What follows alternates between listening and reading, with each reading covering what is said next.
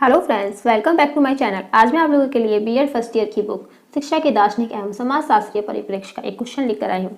ये क्वेश्चन है, शिक्षा की प्रकृति स्पष्ट कीजिए। आइए यहाँ पर देखते हैं शिक्षा की प्रकृति को किस तरह से स्पष्ट किया जा सकता है। यहाँ पे जो है शिक्षा की प्रकृति के कई पॉइंट बनते हैं, जैसे कि फर्स्ट पॉइंट यहाँ पर दिया हुआ है, शिक्षा एक गत्यात्मक प्रक्रिया है। सेकेंड पॉइंट यहाँ पर दिया हुआ है, शिक्षा जन्मजात शक्तियों का विकास है। थर्ड पॉइंट यहाँ पर दिया है, शिक्षा समायोजन की प्रक्रिया है। फोर्थ पॉइंट है इसका, शिक्षा अनुभवों का सतत पुनर्गठन है।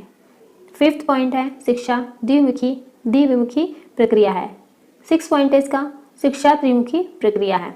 आइए यहाँ पर देखते हैं एक एक करके कि इनको किस तरह से परिभाषित किया जा सकता है। शिक्षा एक गत्यात्मक प्रक्रिया है। शिक्षा एक गत्यात्मक प्रक्रिया कैसे माना जा सकता है, यहाँ पे बताया हुआ है, शिक्षा एक स्थिर क्रिया नहीं है, यह निरंतर चलने वाली प्रक्रिया है। क्यों इसको निरंतर चलने वाली प्रक्रिया कहा गया है? क्योंकि जो बच्चा जन्म लेता है, जन्म से ही उसकी शिक्षा आरंभ हो जाती है। तो क्या है, जन्म से लेकर मृत्यु तक जो व्यक्ति है कुछ भी समय समय पर कुछ ना कुछ सीखता ही रहता है, इसलिए इसको कहा गया है कि शिक्षा एक गत्यात्मक प्रक्रिया है।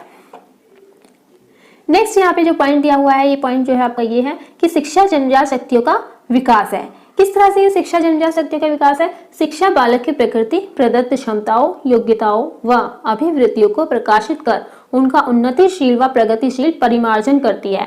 शिक्षा जो है जन्मजात शक्ति का विकास इसलिए भी कहा जाता है क्योंकि व्यक्ति के अंदर कुछ शिक्षा जो है जन्म से शुरू हो जाती है, कुछ बातें उसको समझ में आ जाती है, लेकिन जन्मजात शक्तियों में उसे बहुत सी चीजें ऐसी है जो नहीं अनुभव कर पाता है, नहीं सीख पाता है, दूसरों की हेल्प से ही इंसान सीख पाता है। इसलिए जो उसके अंदर क्षमता है, योग्यता है, उसको विकसित करने के लिए भी शिक्षा का प्रयोग किया जाता है। तो इसलिए इसको कहा गया है कि शिक्षा जन्मजात शक्तियों का विकास है।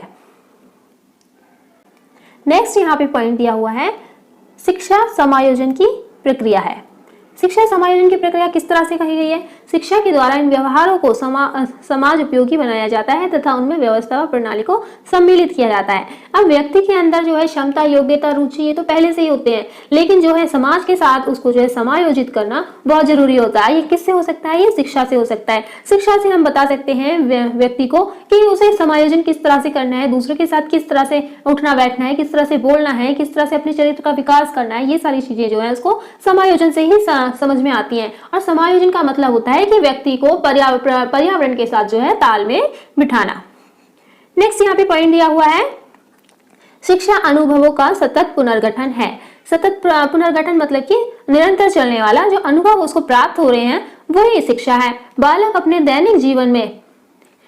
जो है अपने दैनिक जीवन में विविध प्रकार के अनुभव प्राप्त करता है। इन अनुभवों के द्वारा अपने व्यवहारों का परिमार्जन कर लेता है और नई नई क्षमताओं से कौशलों का विकास कर लेता है। तो यहाँ पे ये कहा गया है कि शिक्षा अनुभवों का सतत पुनर्गठन है। बच्चा जब सीखता है, अनुभव लेता है अपने आप से, तो वो क्या है, उसको शिक्षा प्रदान होती है उस तरह से भी। अब मान लीजिए बच्चे को महक के बारे में बताया जाए कि क्या कहते हैं, मैरीगोल्ड की खुशबू इस तरह से होती है, या फिर फ्लावर जैसे लोटस की खुशबू इस तरह से होती है, लेकिन बच्चे को समझ में नहीं आएगा कि उसकी खुशबू कैसी होती है। जब तक बच्चा सूंघ कर अपने आप अनुभव नहीं कर लेता है, उसको खुशबू की पहचान नहीं होती है। इसलिए यहाँ पे कहा गया है कि शिक्षा अनुभवों का सतत पुनर्गठन है। नेक्स्ट यहाँ पे पॉइंट दिया हुआ है कि शिक्षा द्विमुखी प्रक्रिया है। शिक्षा द्विमुखी प्रक्रिया किस तरह से है? यहाँ पे दिया है, एक ध्रुव पर शिक्षक होता है और दूसरे ध्रुव पर शिष्य होता है। तो एक तो हो गया ज्ञान देने वाला और दूसरा व्यक्ति हो गया ज्ञान लेने वाला। तो इसी तरह से हम कह सकते हैं कि शिक्षा एक द्विमुखी प्रक्रिया है। इसमें दो पॉइंट है, एक तो शिक्षक का और दूसरा शिष्य का। तो इससे क्या होता है कि इस प्रक्रिया में कर्ता और कर्म का संबंध होता है। एक ध्रुव पर शिक्षक होता है तो दूसरे ध्रुव पर शिष्य होता है। शिक्षा एक ऐसी प्रक्रिया है जिसमें एक व्यक्ति दूसरे व्यक्ति को जो है ज्ञान प्रदान करता है। तो इसलिए हम कह सकते हैं शिक्षा एक द्विमुखी प्रक्रिया है। नेक्स्ट यहाँ पे पॉइंट दिया हुआ है, शिक्षा त्रिमुखी प्रक्रिया है। अब देखिए वहां पे तो द्विमुखी प्रक्रिया बताया था, अब यहाँ पे त्रिमुखी प्रक्रिया बता दिया। देखिए यहाँ पर देखते हैं कैसे। यह तीसरा तत्व सामाजिक वातावरण का प्रतिनिधित्व करने वाला पाठ्यक्रम है। शिक्षा क्रम होता है, अतः शिक्षण प्रक्रिया में शिक्षक, छात्र और पाठ्यक्रम तीनों सम्मिलित होते हैं।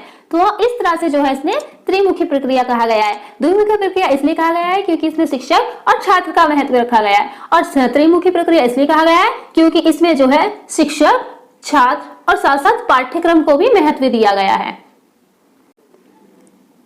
मैं आशा करती हूँ आप लोगों को ये वीडियो अच्छा लगा होगा, इसीलिए आप लोग मेरी वीडियो को और ज्यादा देखना चाहते हो तो इसलिए लाइक, शेयर, सब्सक्राइब जरूर करें। ओके बाय फ्रेंड्स, मिलते हैं आपको नेक्स्ट वीडियो में।